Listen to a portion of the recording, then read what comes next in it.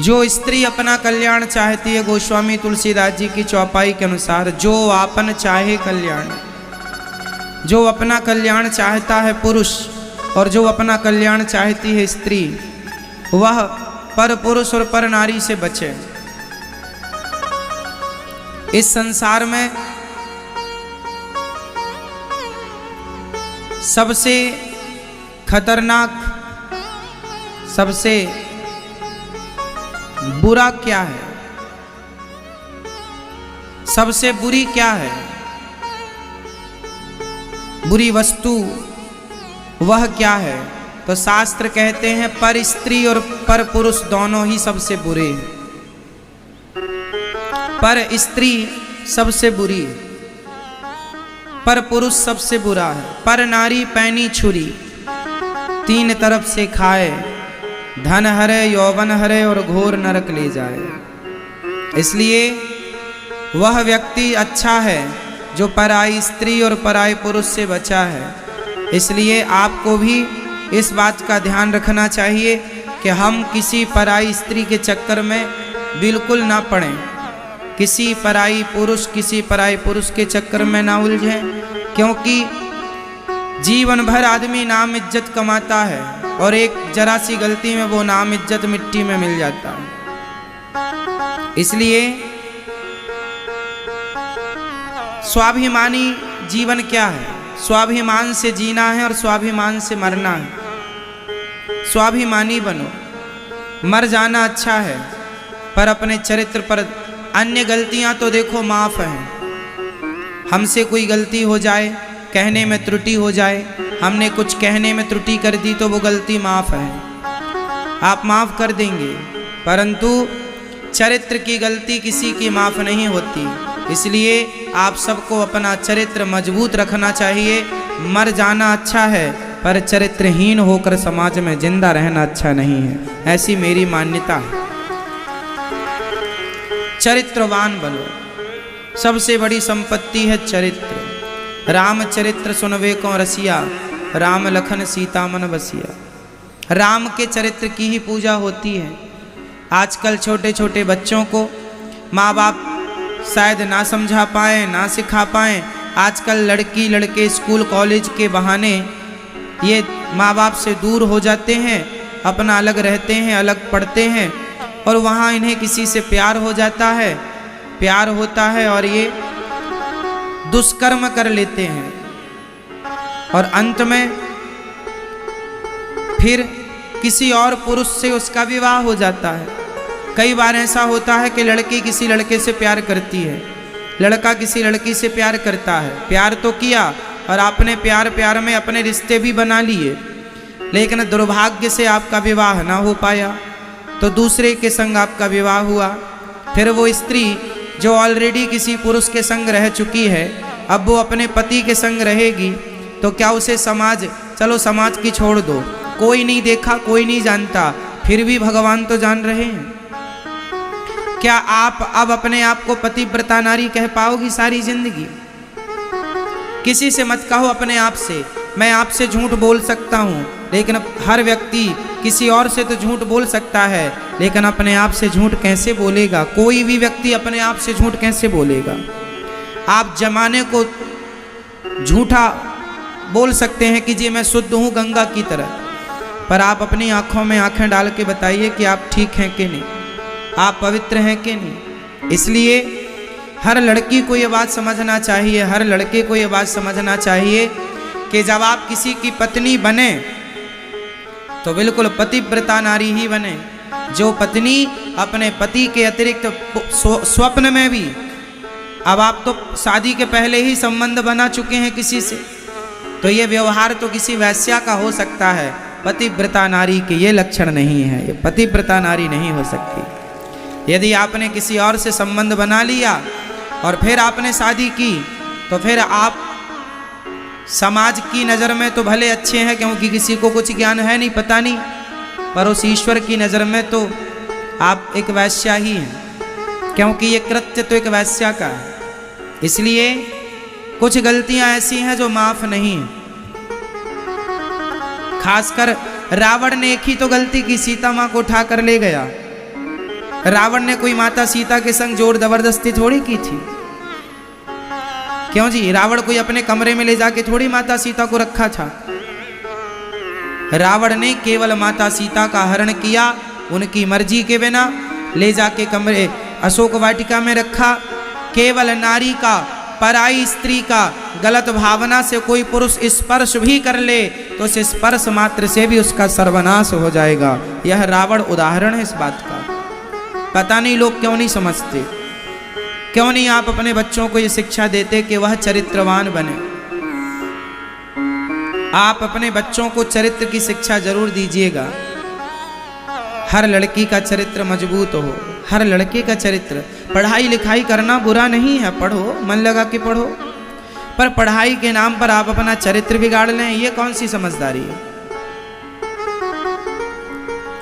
कितनी लड़कियां ऐसी हैं, एक लड़का लड़की मेरे पास आए, बोले महाराज जी हम दोनों प्यार करते हैं, शादी करना चाहते हैं। हमने कहा कर लो। बोले हमारी माँ तैयार नहीं है, लड़के ने बोला। मैंने कहा जब माँ तैयार नहीं है तो मत करो शादी, जहाँ माँ बाप कहें वहाँ कर लेना। नहीं महाराज मैं इस लड़की से बहुत प्यार करता हूँ। तो मैंने कहा फिर माँ बाप तैयार नहीं है तो फिर क्या करोगे? लड़के ने कहा मैं इस लड़की के संग तो शादी करूँगा, माँ बाप भले तैयार ना हो, मैं माँ बाप को छोड़ दूँगा। मैंने उस लड़की की तरफ देखा और मैंने कहा बहन देख रही है, जिस माँ बाप ने इसे पाल पोस कर बड़ा किया, जिस माँ ने इसका मलमूत्र धोया है, 9 महीने पेट में रखा है, ये अपनी माँ का सगा ना हो सका जिसने इसे जन्म दिया है, ये तेरा सगा क्या होगा? इसके चक्कर में ना पड़। जो अपने माँ बाप का ना हो सका वो तेरा क्या होगा? लड़कियों को लगता है अरे इसने तो हमारे लिए माँ बाप छोड़ दिए। नहीं, उसने इसलिए छोड़ दिया क्योंकि वो नालायक है, क्योंकि वो जानता नहीं कि माँ का बलिदान कितना श्रेष्ठ होता है बच्चे के लिए। ये लड़की 4 साल से तुम्हें मिली है, 4 साल के प्यार के लिए माँ का 20 साल 25 साल का प्यार छोड़ दिया। बताओ आपका पहला प्यार क्या है? आपका पहला प्यार कौन है? आपका सबसे मेरा सवाल बताइए, आप सबका पहला प्यार कौन था? बोलो, आपने पहली बार किससे प्यार किया था? चाहे लड़की हो चाहे लड़का हो, पहली बार वो अपनी माँ से ही प्यार करता है। क्यों, ये बात सही है? बोलो हाँ। हर बच्चे का, बच्चे में बच्चियां भी आ गई, बेटियां बेटा सब आ गए, हर बच्चे का पहला प्यार माँ होती है। और लोग कहते हैं पहला प्यार भुलाया नहीं जाता, तो कहाँ गए वो लोग जो अपने पहले प्यार को भुला करके किसी लड़की और लड़के के संग भाग गए और अपनी माँ को सदा के लिए छोड़ दिया? तो ये पहले प्यार को ही तो भूल गए। माँ ही पहला प्यार होता है हर बच्चे का, इसलिए अपनी माँ का कभी दिल नहीं दुखाना चाहिए, अपनी माँ का सदा आदर करना चाहिए, सम्मान करना चाहिए। जहाँ माँ बाप कहें कोई लड़का पसंद है आपको, कोई लड़की पसंद है, बता दो। माँ बाप को लगेगा कि योग्य है तो शादी कराएंगे, आपके योग्य नहीं है। आप बेटा वर्तमान की जानते हो, भविष्य बड़ा होता है। शादी, आप तो केवल शादी करना चाहते हो, प्यार करते हैं शादी, केवल शादी ही सब कुछ नहीं होता। शादी के बाद आने वाली जो आपकी संतान है वह कैसी हो, समाज कल को आपको बच्चे, कल आपके बच्चे जब समाज में जाएंगे तो उन्हें क्या सम्मान मिलेगा? अरे इसकी माँ तो भाग के आई थी। आपके बच्चों को भी ताना सुनना पड़ेगा, तेरी माँ तो भाग के आई थी, भाग के तेरी माँ ने शादी की थी, तेरे पापा तो भाग के शादी किए थे, माँ कोई और है पिता कोई और है, ये तो वर्ण संकरी है।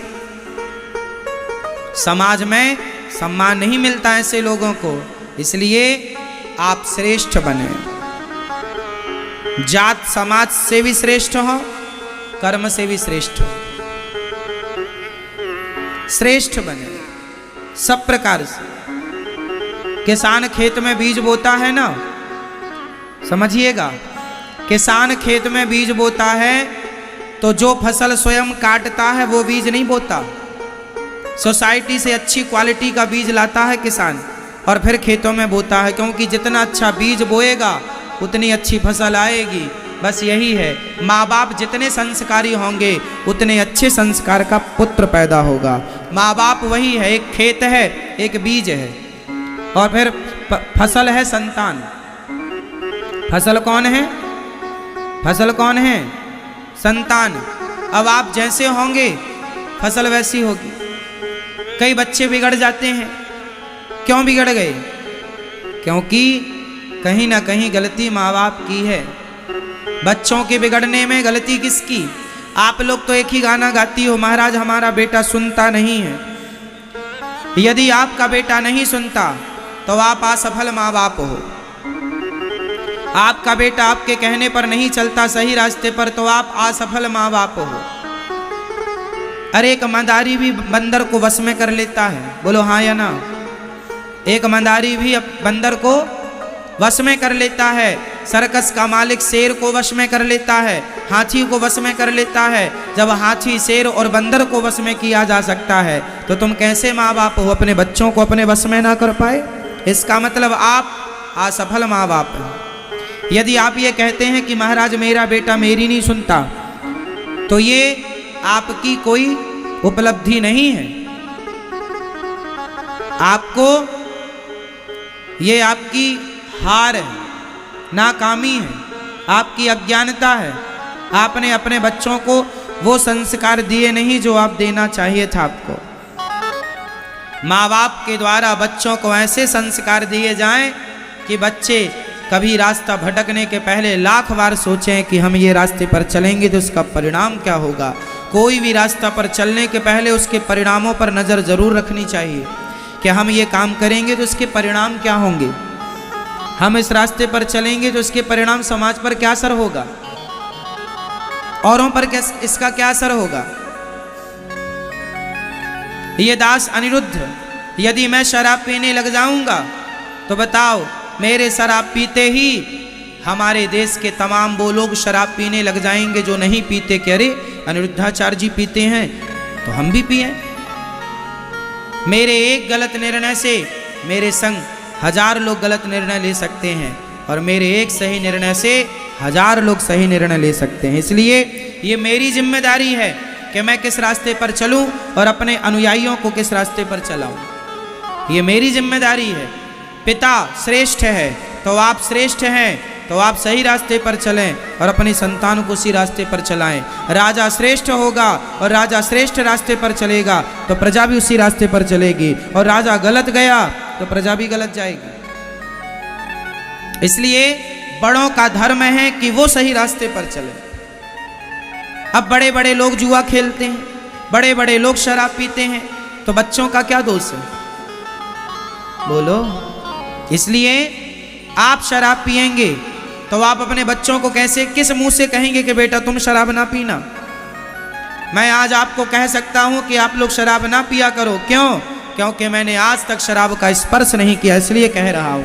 आप खुद शराब पीते हो, बाप शराब पीता हो और बेटे से कहे बेटा शराब ना पीना, तो क्या बेटे की बात, बाप की बात बेटा सुनेगा? बेटा तुरंत पलट के जवाब देगा पहले तुम तो सुधर जाओ।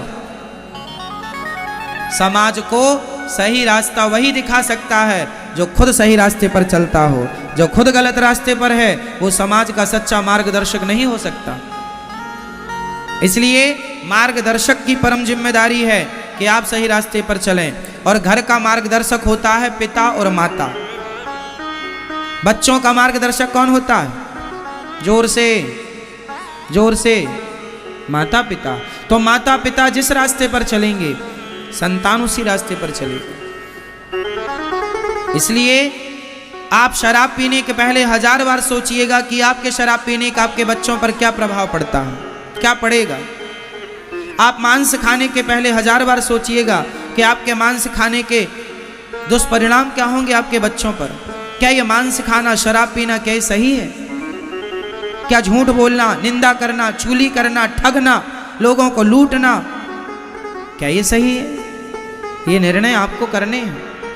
और यही रास्ते जो आप आज अपना रहे हैं, हो ना हो कल इसी रास्ते पर आपकी संतान चलेगी। 100 में से 90% बच्चे अपने माँ बाप के रास्ते पर ही चलते हैं, सिर्फ 10% बच्चे रास्ता चेंज करते हैं। आप इस बात को मानते हैं कि नहीं? बोलो हाँ या ना, जोर से। लगभग डॉक्टर का बेटा डॉक्टर, एडवोकेट का बेटा एडवोकेट, जज अपने बेटे को जज ही बनाना चाहेगा। मतलब हर फील्ड का आदमी श्रेष्ठ बनकर के अपने बच्चे को भी, संतान को भी वही बनाना चाहता है। 90% सफल भी हैं, ओनली 10% अलग ट्रैक पकड़ लेते, अलग रास्ता। तो पहले आप श्रेष्ठ बनो, फिर उसी श्रेष्ठ रास्ते पर अपने बच्चों को चलाओ। यही एक माँ बाप की उपलब्धि है। श्रेष्ठ माँ बाप वो नहीं है जो बच्चों को पैदा करके छोड़ दें, जाओ बेटा मुंह मारो कहीं भी। ये तो सुअरों का काम है। सुअर अपनी औलाद पैदा करके, बच्चे पैदा करके छोड़ देता है, जाओ जहां जिस नाली में मन करे वहां जाके कूदो। एक पिता का धर्म क्या है? बच्चे पैदा करके छोड़ देना, बेटियों को पैदा करके छोड़ देना, जाओ कहीं भी मुंह मारो ना। माँ बाप का धर्म है कि आप अपने बच्चों को श्रेष्ठतम पुत्र बनाएं, श्रेष्ठ संस्कार दें। इस आप घर में क्या खाते हैं? अच्छे से अच्छा खाने की कोशिश करते हैं? बोलो हाँ। आप सबसे हेल्दी खाने की कोशिश करते हैं? अपने बच्चों को आप सबसे अच्छे से अच्छा खवाते हैं? हाँ या ना? बोलो हाँ या ना। आप खुद अच्छे से अच्छा खाने की कोशिश करते हैं, बच्चों को अच्छे से अच्छा खवाने की कोशिश करते हैं। जब हर चीज़ अच्छा करते हैं बच्चों के लिए, अच्छे से अच्छे कपड़े, अच्छे से अच्छा स्कूल, आप बच्चों का नाम लिखाने के पहले 10 बार सोचते हैं किस स्कूल में बच्चे का नाम लिखाऊं, ये अच्छा है कि ये अच्छा है। दोनों में आप देखते हैं कि ये ज़्यादा बेहतर है। वहाँ जब अच्छे से अच्छा स्कूल, अच्छे से अच्छे कपड़ा, अच्छे से अच्छा खाना, तो अच्छे से अच्छे संस्कार क्यों नहीं मेरी माँ? यहाँ चूक जाता है आदमी।